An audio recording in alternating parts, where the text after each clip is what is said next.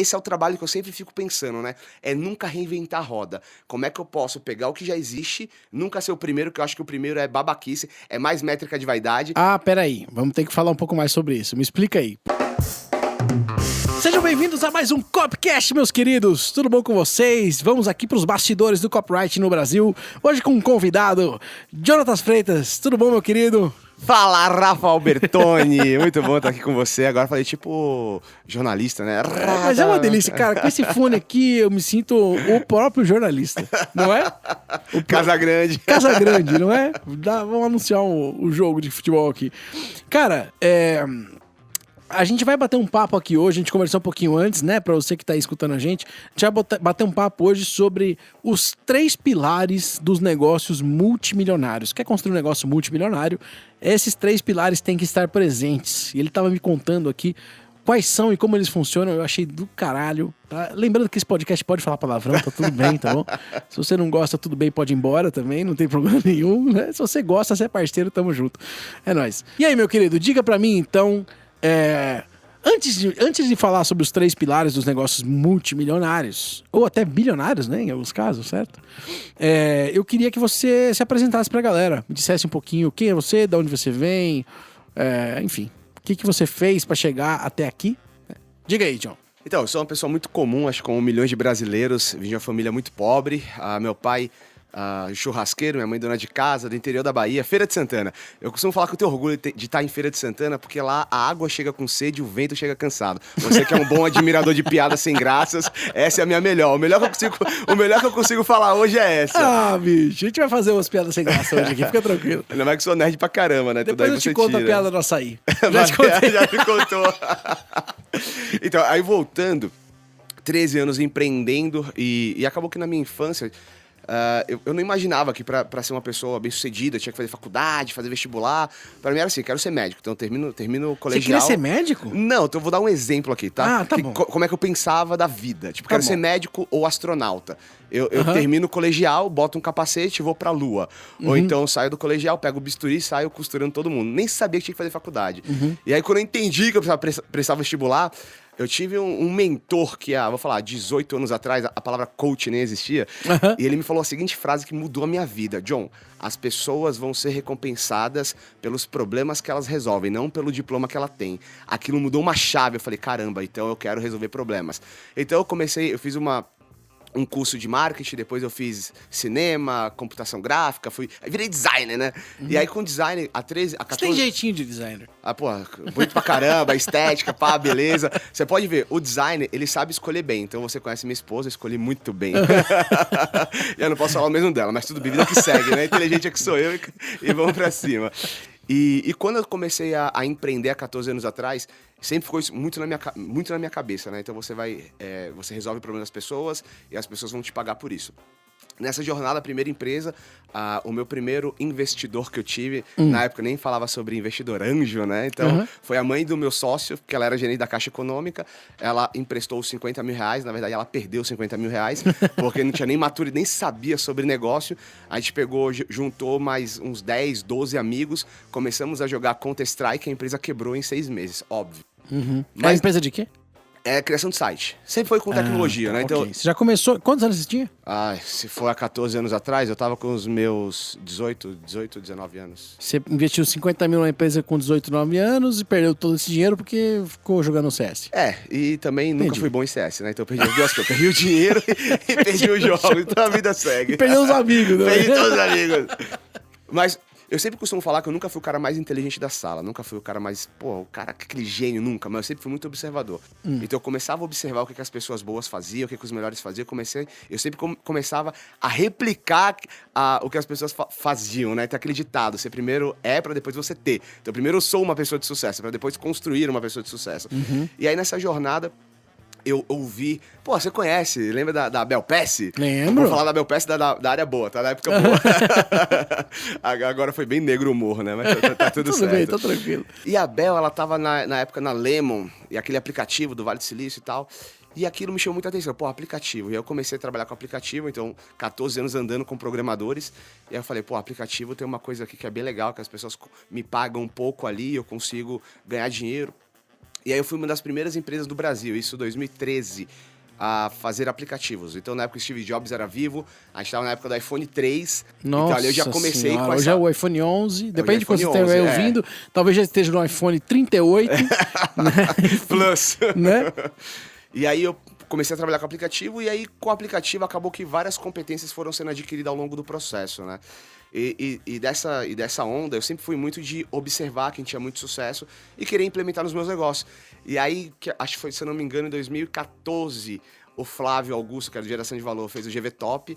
E aí, lá no GV Top, ele falou uma coisa pra mim que mudou a minha vida, né? Falou, todos os negócios bilionários, que o negócio é o negócio dele, precisa ter 3 pilares, que é recorrência, que é ter margem e você conseguir ter vender pra pessoa sempre. Se você pensa esses 3 pilares... Vender mais de uma vez para a mesma pessoa. Exatamente. Se você tem esses 3 pilares, você... É muito óbvio que você vai conseguir ser uma pessoa pelo menos milionária. Certo. Então aquilo ficou na minha cabeça e aí eu fui pro digital. No digital... Faz sentido, né? Você vai vender recorrência, ou seja, recorrência é vender para a mesma pessoa mais de uma vez, certo? Isso. Então, qual que é o outro? Esqueci. Margem, você tem uma margem alta. Ou seja, eu tenho, sei lá, 40% de margem líquida. Pô, maravilhoso, né? Cada 100 reais, 40 reais vem pro seu bolso ou voltam em reinvestimento na empresa, né? E se você tem uma margem alta, principalmente para modelo de serviço, né? Eu costumo sempre fazer um trabalho mental que é pensar em locais que é quase impossível pensar em margem e você pensar em modelos de negócios novos. Então, por exemplo, como é que uma padaria consegue aumentar a margem do pão? Não vai conseguir. A não ser que ele agregue muito valor pela experiência. Aí vire gourmet, uma boutique Mas de aí luxo. não tem escala. Não tem escala. E aí eu falei, como é que eu posso pegar uma padaria e fazer com que ela escale? Então muda o modelo de negócio. Então eu penso uma assinatura. Assinatura de pão. Uma assinatura de pão Te entrega o pão em casa todo dia. Em casa, de sal, o que você precisa, em vez de você entregar 20 pães franceses ou de leite, então eu te entrego lá 3 pão de sal e um de milho e um de leite. Então assim, esse é o trabalho que eu sempre fico pensando, né? É nunca reinventar a roda. Como é que eu posso pegar o que já existe, nunca ser o primeiro, que eu acho que o primeiro é babaquice, é mais métrica de vaidade. Ah, peraí, vamos ter que falar um pouco mais sobre isso. Me explica aí, por que você acha que não devem ser os primeiros? Porque o primeiro é um cara que vai testar o que não existe. O cara que testa o que não existe vai gastar dinheiro pra caramba pra validar uma ideia que tá na cabeça dele. Certo. E como você é pago pra resolver problemas, às vezes, muito provavelmente, você vai achar que vai resolver um problema de uma pessoa que ela não quer. Então, quando você Ela gasta... não quer resolver. Não quer. Vamos dar um exemplo do tipo de problema que alguém tem, mas ela não gostaria de resolver. Ou ela não tá disposta a pagar pra resolver, talvez. Eu vou colocar um conceito, quando a gente pensa em negócio, que você conhece muito bem sobre isso, que é o MVP. Isso é uma analogia muito clara do que dá pra se fazer. Certo. Se uma pessoa tá com um problema, por exemplo, eu tô no ponto A e quero ir para um ponto B.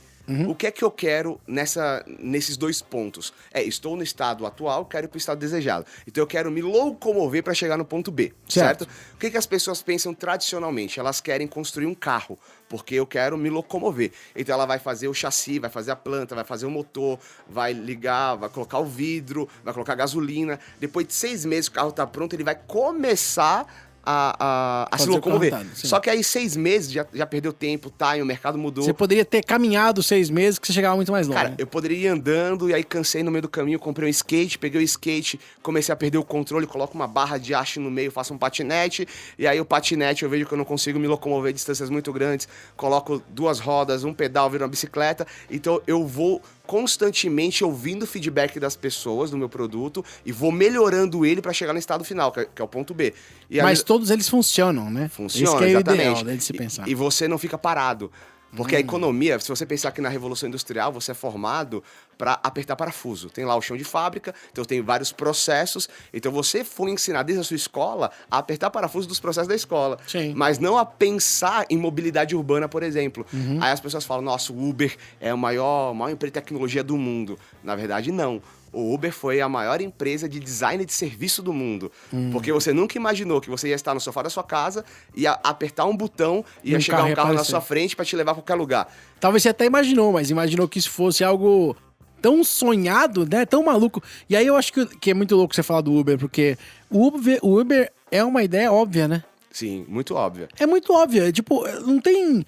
Vamos lá, não tô tirando mérito, entendeu? Inclusive, pra mim, o mérito está exatamente em você enxergar o óbvio e executar o óbvio, porque executar é difícil pra caramba. Se você aí pega Uber, você sabe. Toda vez que você pergunta pro cara do Uber, ele vai... cara, por que você faz Uber? Aí o cara fala assim, porque eu tava sem nada pra fazer em casa, né? Eu não tinha, tava desempregado, aí não sei o que. Só que, olha que louco, né? Quase todos eles reclamam do Uber. Tipo, eles pegam muito meu dinheiro, eles... sei lá, algo do tipo. Tipo, eles cobram muito caro e eu gasto muito dinheiro aqui. E tipo, o cara fica meio que o cara contra o Uber, saca? E, olha que louco, né? Porque o cara não para pra pensar que se o Uber não existisse, ele não pagava a porra da conta de casa. É isso aí. Né? Então, assim, cara, você ia estar no sofá. Entendeu? Então, pensa que por mais que seja óbvio você pegar uma pessoa que tem um carro e não tá trabalhando e fazer ela transportar as outras pessoas, é super óbvio de se pensar isso. A execução disso é um trabalho desgraçado, porque você tem que fazer o cara acreditar que ele consegue, ele tem que acreditar que a empresa é séria, ele tem que acreditar que ele vai receber, o outro cara tem que acreditar que ele vai entrar num carro de alguém que ele nunca viu na vida e não vai ser assaltado, não vai morrer no caminho, não vão tirar os órgãos dele, né? Enfim... Olha a quantidade de coisas que eles tiveram que conseguir ter que passar pra chegar no modelo de negócio que é hoje, que todo mundo só aperta o botão e vai. Não foi simples, né? A execução foi difícil. E aí você percebe muito bem isso que eu tô falando, desde a época do iPhone, ao Uber ou ao Airbnb, não importa qual é o serviço, todos multimilionários, ninguém construiu nada do zero. Tanto que o Steve Jobs, quando foi lançar o iPhone, naquela keynote épica, o que ele fez? Ele mostrou na sua cara... telefone, internet, e-mail, iPhone. Ou seja, ele foi conectando tudo. Ele falou as 4, 5 vezes isso, né? Exatamente. Um telefone, um internet device. Exatamente. E o que ele é? Ele tinha mais uma coisa. E um music player. Não, music player também, é verdade. E um MP3. Isso, aí ele falou, isso. Vocês perceberam? Isso. Ele falou umas 4 vezes. Tudo numa coisa só. iPhone. Agora, como assim, velho? Tipo, era, né? Muito louco, né? Então, você não precisa recriar. Até quando a gente fala sobre... Ele só juntou tudo. Só juntar. Porque quando você pensa em criar... Ele fez tipo a TechPix do telefone, 18 funções, tá ligado? Uma só. Um aparelho só. Ai, meu Deus. Pensa o seguinte, a gente passou por 2 mercados, tá? O mercado da feature. O feature é uma função. Então, pensa que... você tem um aplicativo do Nubank, um aplicativo de crédito. Certo. Já existe mercado de cartões, eles reinventaram a forma como você dá a experiência do banco. Porque o banco não te entrega todos os melhores serviços. Então ele conseguiu customizar e te entregou uma feature.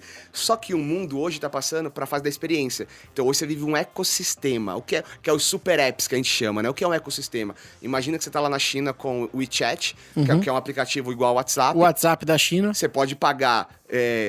café no Starbucks, você pode comprar roupa da Louis Vuitton lá dentro, você pode fazer transação bancária. Lá dentro do WeChat? O WeChat. Ele virou tipo uma plataforma de e-commerce, é isso? Eu não conheço.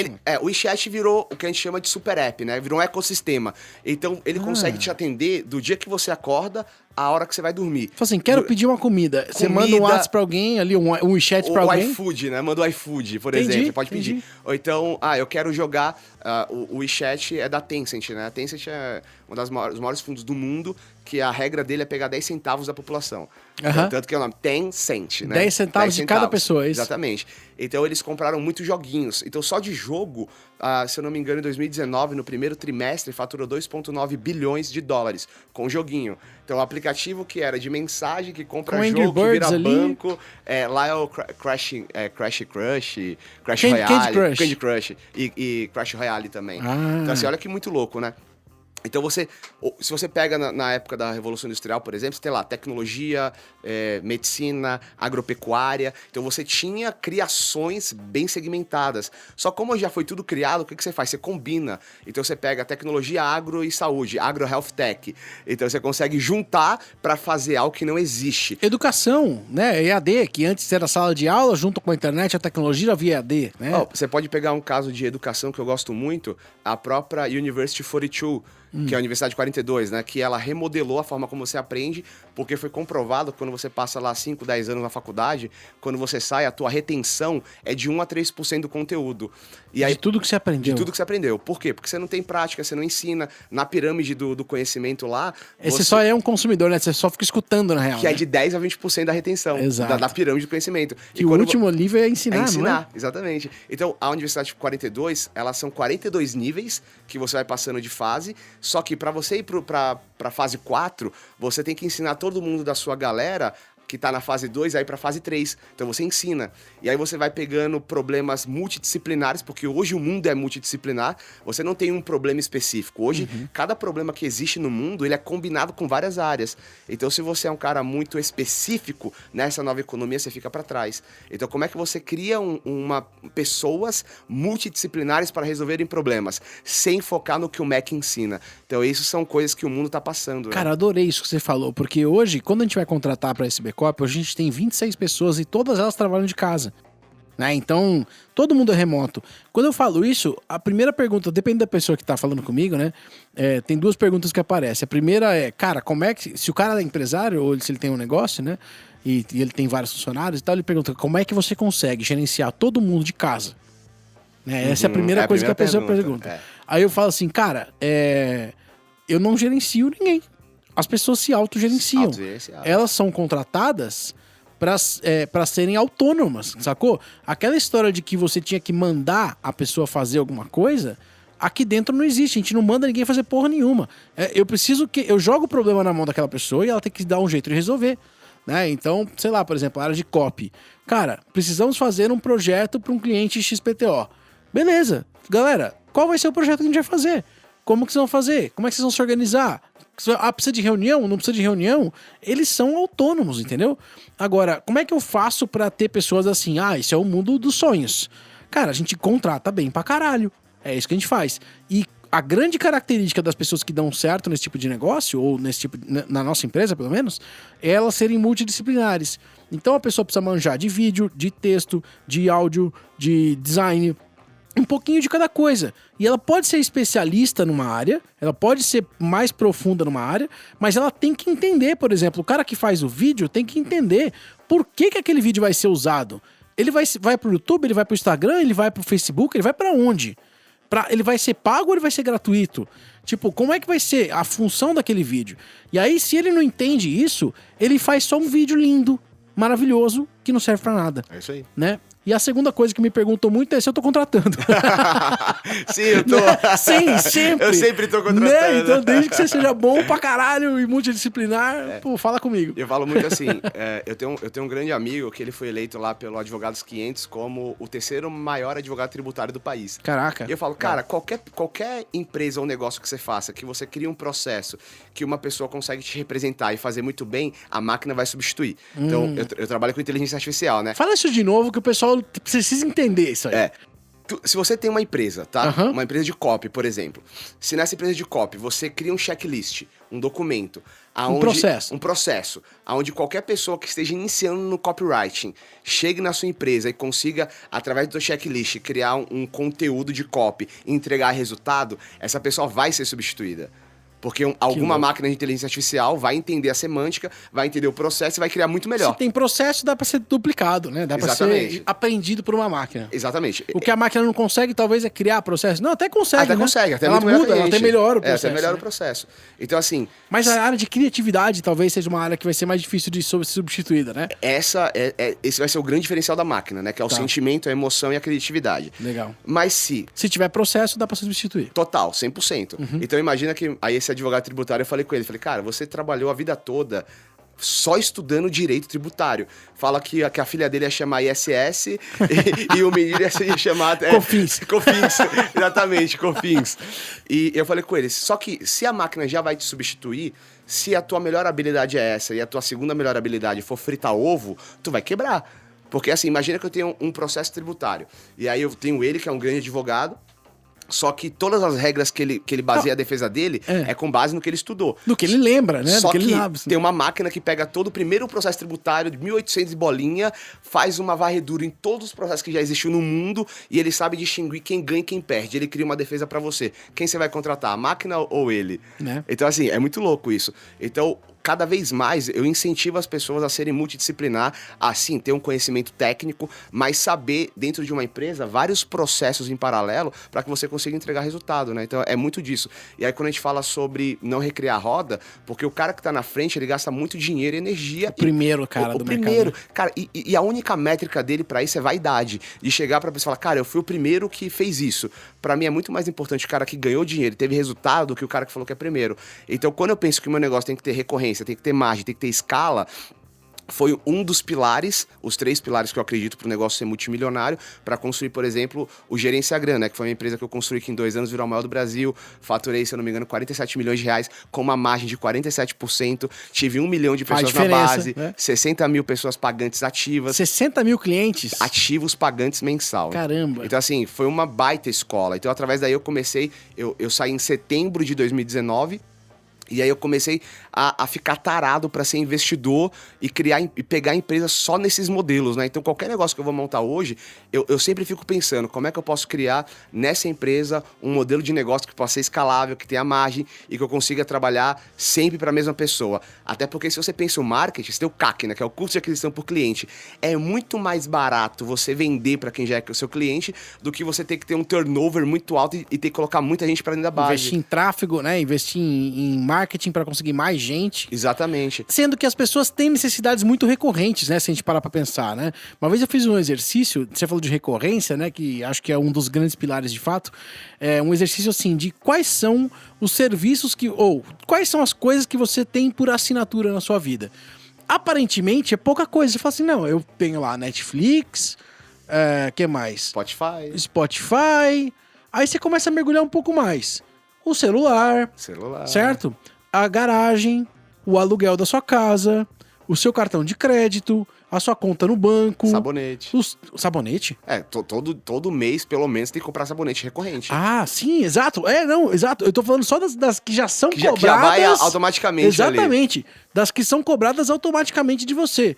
Cara, imposto anual. Imposto. Né? Você paga IPTU, você paga IPVA todo ano, seguro do carro, seguro da casa. E olha, eu perdi 10 segundos aqui. É tudo recorrente aí, ó. Cara, a gente fez uma lista, tipo, sei lá, eu tinha umas 40 coisas. Uhum. E as necessidades são recorrentes. Então, e o mais louco é aquela coisa que o Steve Jobs falava, a tecnologia é importante quando ela é invisível. Né? Ela tá no ápice quando ela é invisível. O banco é invisível pra você. Você nem lembra mais que você paga taxa no banco. Você nem lembra que você paga anuidade no cartão. A não ser quando chega lá, né? E aí você fala assim, mas vou perder o cartão? Não vou, então eu vou continuar pagando, né? E aí tem 2 cenários mais assustadores, que se você for fazer um trabalho de pensar comigo, tá? Primeiro sobre marketing. O marketing é o seguinte, a gente passou pela era do aplicativo, do site, primeiro, quem não tinha site não tinha cartão de visita, depois passamos pela era dos aplicativos, então todo mundo queria fazer um aplicativo multimilionário, um joguinho que faturava bilhões, a gente teve a febre lá do Flappy Bird, então todo mundo queria fazer isso. E hoje a gente passa por uma terceira revolução, que é a revolução das assistentes. Agora, olha só... Cara, isso é maravilhoso. Né? E olha só como o marketing vai mudar como um todo. O que é o marketing? Nada mais é do que você ter um atravessador que vai te indicar o que você precisa. Então, se eu tenho um produto e eu sou consumidor e preciso do produto, alguém no meio vai fazer um tráfego, uma copy... John, esse produto aqui é pra você. Exatamente. Agora, imagina, faz um serviço comigo. Eu tenho um sócio que você conhece, que mora lá em Orlando. Sim. E a casa é toda automatizada. Então, imagina que ele chega e fala, Lexa, que é assistente pessoal da Amazon. Fala assim, Lexa... com base no meu comportamento que você já conhece, eu quero que você troque meu carro. Se a Alexa faz um trabalho de inteligência artificial, de saber quanto você ganha, saber como é que vai financiar, ligar para a concessionária e negociar o carro, preços. E com base no seu comportamento de uso, entregar o melhor modelo de custo-benefício para você, e o carro chegar na porta da sua casa e ele acertar, acabou o intermediário. Então o marketing muda. Então o seu marketing agora não é mais o cara que vai fazer o tráfego, mas como você vai trabalhar com assistente pessoal que ela vai entender. Quando você quer um produto que ela vai fazer, vai entender na internet quais são os 5 melhores produtos e vai te consultar isso. Então olha só como vai mudar completamente o mundo. Cara, isso é fantástico. Assim, eu acho que até inclusive tem um passo antes disso acontecer, né? Que é a construção da informação pra Alexa, né? Exatamente. Ou pras outras assistentes, né? Esse é o segredo. É aí que tá, né? Porque assim, se eu tenho um carro massa pra pessoas que moram em Orlando, né? E que tem 2 filhos e que gostam de barco e se eu entendo que o meu carro é pra ele, eu construo o meu carro pra ele, primeiro, e mais do que isso, eu sei informar pra assistente ou pra seja lá qual for o meio, que aquele carro serve para aquela situação. Porque o que mais vai acontecer, por exemplo, hoje o que mais tem é dentista bom sem cliente, advogado bom sem cliente, padaria com o melhor pão do mundo que não vai ninguém comprar, né? O que mais tem é gente com bons produtos. Isso é o que mais tem. O que menos tem são pessoas conseguindo ter grandes resultados. É isso aí. Né? Então, aí você fala assim, a Starbucks não tem o melhor café do mundo. Foda-se, ela consegue fazer todo mundo querer ir lá tomar o café dela. Exato, ela tem a melhor experiência, é rápido, é um processo que você entende, é fácil de entender, dá pra treinar qualquer pessoa pra conseguir trabalhar numa Starbucks, né? O cara tem um processo de, cara, primeiro é esse, depois botão A, depois botão B, acabou, funciona. E eles sabem comunicar. Essa que é a minha grande sacada, né? Então, não adianta eu ter o melhor carro pra pessoa comprar, né? Se a Alexa não conseguir encontrar esse carro. É isso aí. Se ela não conseguir encontrar essa informação, né? Então, o grande segredo tá aí, né? E aí eu vou te falar, fazer uma provocação pra você pensar como o mundo já mudou, não tá mudando. Você falou eu tenho Alexa em casa, tá? Inclusive, é muito legal, né, cara? Agora você falou do Starbucks. O que Starbucks vende? Bicho, com certeza... Não, na real. Café. Certo. Você sabe qual é a segunda maior receita do Starbucks? Não. Não, é o cartão pré-pago que você coloca no aplicativo. Agora, imagina, hoje nós estamos em 2020. Onde você pede dinheiro pro cara falar assim, dá um pouquinho de dinheiro pra mim antes de querer tomar café? É isso aí. Que louco, né? Aí você fala assim, claro, pois não. Então, aí você tem uma empresa no Brasil como Bradesco, Itaú, Banco do Brasil, querendo focar em EBITDA e lucro trimestral. Imagina se o Starbucks amanhã fala assim, a partir de hoje nós somos um banco e nós vamos pegar seu dinheiro e aplicar e te devolver. Como é que um Bradesco vai concorrer com 300 agências locais ali na sua região, que te dá café, te dá uma boa experiência, tem Wi-Fi e não tem roda giratória com segurança olhando pra você? Como é que o mundo vai disso, né? Como é que um Bradesco vai concorrer com o Starbucks? Olha só que mundo a gente tá vivendo. Que louco. E a segunda, eu te falei que a primeira era o mundo da assistente pessoal, né, que o marketing ia mudar como um todo. E o segundo marketing que o mundo tá passando e as pessoas não estão percebendo é que hoje, cada vez mais, as pessoas são focadas em comunidades, em tribos. Então, quer ter dinheiro, quer fazer um negócio de sucesso nessa nova economia, foque em uma comunidade. Ou construa a sua, né? Ou construa a sua. Até porque as pessoas falam que elas seguem você pela autoridade que você gera, mas elas permanecem pela empatia. E cada vez mais as pessoas, elas estão vivendo em torno de algo que elas acreditam. Então, se eu sou vegano, se eu sou vegetariano, se eu sou carnívoro, se eu sou bodybuilder. Então, assim, quando você for pensar em negócio, para de querer hoje atender todo mundo. Cada vez mais as pessoas que criam um produto para atender a massa, elas estão ficando fora do mercado. Porque cada vez mais hoje você tem um senso de comunidade, onde nessa comunidade você consegue vender para caramba, se você resolver problemas reais. Então, são duas sacadas aqui, você pode falar sacada, jogo de vôlei, né? Joga pra cima e bate. Eu adorei essa, porque assim, se você pensar, por exemplo, eu não sei se pode falar esses valores e números e nomes, etc, mas não vou falar não, vou falar só do modelo, tá? Tá bom. Se você tem um negócio que cobra um ticket de 50 mil reais e você e você vende para 2 mil pessoas, você tem um negócio de 100 milhões. Isso aí. 100 milhões de reais por ano, se for recorrência de 50 mil. Aí você fala assim, mas como assim? Quem é que vai pagar? Paga 50 Quem é que vai pagar 50 mil reais por ano? Cara, se você descobrir uma maneira de fazer a pessoa, ou de ajudar a pessoa a ganhar 100 mil reais, ou 150 mil reais por ano, 120, vai, só pra igualar, 120 mil reais, ou seja, 10 mil reais por mês, cobrar 50 mil dessa pessoa é mais do que justo. Tudo que você tem que descobrir é como é que eu faço as pessoas ganharem 120 mil reais para que elas possam me pagar 50 felizes, porque elas sobrou 70 na mão delas, né? Se você fizer isso, faz isso para 2 mil pessoas, você tem um negócio de 100 milhões de reais na mão. É isso aí. Né? Então, essas contas, aí as pessoas acham que isso é muito surreal, mas existe. Eu tô falando de um negócio que existe, tá bom? Então, esse negócio existe. Tá pertinho de você, inclusive. Que está ouvindo esse podcast. Você já viu muitas vezes os donos desse negócio falando com você. Aparecendo no teu Instagram. Já muitas, e talvez hoje, talvez depois dessa propaganda aqui que começou no vídeo, né? Enfim. E é muito louco. Porque eu esqueci o que eu ia falar. Eu fiquei pensando na pessoa que você tá falando, ficou na cabeça. Sim, lembrei. Pensa assim que esses modelos de negócio é muito louco, que até carros, marcas, eu não lembro agora se é a BMW ou se é a Mercedes, já mudou para modelo recorrente. Então você tem um carro lá que você todo ano queria trocar. Então o carro custava lá seus 150, 180 mil reais. Hoje você paga uma assinatura de 2 mil reais e todo ano você devolve o teu carro e pega um carro zero. Sim. Então é uma recorrência eterna. Então, olha que muito meu louco. sócio acabou de pegar aí um carro, ele ia comprar um carro de 110 mil reais, mais ou menos, 110, 120 mil reais, né? E ele falou, cara, eu não queria gastar isso num carro, porque eu vou vender daqui a um tempo, vou perder dinheiro, não sei o que. Cara, ele alugou alugou o mesmo carro por R$2.300 por mês. É isso aí. Né? E aí, se você parar pra pensar, um carro de 120 mil em um ano vai perder uns 20% de valor, pelo menos. Né? Já são 24 mil, ou seja, já são 2 mil. Já sai. Já são 2 mil, tá ligado? Agora, você tem seguro, IPVA, manutenção do carro, troca de óleo, troca de pneu. Cacete, velho. Pra quê, né? Então, olha que muito louco. Aí no começo eu falei que o Uber era uma empresa de design de serviço, não de tecnologia. Sim. E ele, em 6 anos, ele mudou uma indústria.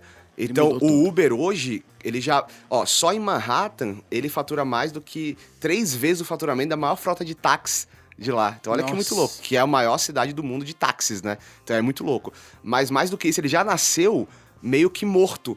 Porque a gente tá passando por uma transformação onde os carros agora vão ser autônomos. Sim. Então, como é que agora o Uber começa a se reinventar e que pode, nos próximos 5 anos, morrer? Então, olha só que muito louco, né? Você pensar nessas maluquices. Eu adoro o que você tá falando, porque é exatamente o que a gente começou a conversar sobre a empresa durar, a empresa morrer, ou a empresa virar para outro lado. E aquela história que a gente tava conversando no carro antes de vir pra cá, do Day One, né? Ah, é o Day One. Então, assim, cara, o dia que você sair do Day One, se você não sabe do que a gente tá falando, procura aí, Jeff Bezos Day One. E vai estudar, porra. Vai estudar. Porra, eu também não tô aqui pra ficar ensinando tudo, tá ligado? Vai a pena estudar sobre isso, né? Que o dia que você sair do Day One, você morreu. Morreu. Né? Então, porque o ponto é exatamente esse. E aí, vamos voltar um pouquinho, só pra gente concluir esse pensamento que eu acho que vale muito a pena a gente trazer isso de volta pras pessoas. Quando a gente pensa em burocratização, ou em empresas que têm processos muito longos, ou então naquele MVP, como é que era antes? Antes era assim, eu tenho que construir um carro bom pra caramba, pra ninguém conseguir me pegar, e aí eu vendo esse carro pras pessoas, e, pô, beleza, todo mundo vai comprar meu carro. Só que hoje as coisas estão tão rápidas que enquanto você tá construindo o carro, o nego já vendeu o patinete, já vendeu outras coisas, e já tá andando, e já tá lá na sua frente, certo? E a hora que seu carro tá pronto, ele já não vale mais nada, né? Porque ninguém mais quer o carro. É aquela história. A velocidade das coisas mudou, né? Tem 2 pensamentos que mudou, assim, a forma como eu penso o negócio, tá? Só pra continuar, quando eu tava lá em Dubai, uma coisa que me chamou muita atenção dos sheiks, em 51 anos, Dubai era deserto, não tinha nada. Em 51 anos virou a segunda maior cidade de turismo do mundo, só perde pra Paris. 50 milhões de pessoas por ano lá. Meu Deus. E hoje o petróleo só representa 3% da economia. E é lá na puta que pariu, Não, né? é no Quem deserto, nego aqui no é no Brasil, deserto. porque eu fiz turismo, né? Tá. Aí os caras falam, não, o Brasil é fudido no turismo, tipo, é fudido de ruim, né? Porque é longe pra caramba. É por isso. Porra, não tem desculpa, velho. E olha só como a mentalidade dos caras determinou o resultado. E aí eu tava lá eu fui ter uma reunião com um sheik lá, e eu queria entender. Imagina que o Zed, que foi o primeiro sheik de lá, ele achou pérola, virou taxista, porque ele queria saber o que a população queria daquela cidade. Então ele governava para a população, ele implementava tudo. E a mentalidade deles é o seguinte: eu não preciso reinventar a roda, mas eu quero fazer o maior e melhor. Então, eles copiam e melhoram tudo. Então, eu falo assim, qual é o maior parque do mundo? Fala, porra, Disney, amo Disney. Os caras criaram um parque melhor que a Disney, maior que a Disney, cheio de tecnologia e com ar-condicionado. Chupa Mickey. Já começou aí. No parque inteiro, não tem chuva, não tem sol, não tem calor, não tem nada, jatinho de água pra refrescar. É muito louco. Então, qual é a maior montanha-russa do mundo? Eles olharam, então faz o Parque Ferrari, que é muito mais rápido, muito mais alucinante. Ou então, eu noivei em Las Vegas, lá no Bellagio, né? Que tem aquela dança das águas famosa. Os caras pegaram a dança das águas e copiaram e colocaram lá.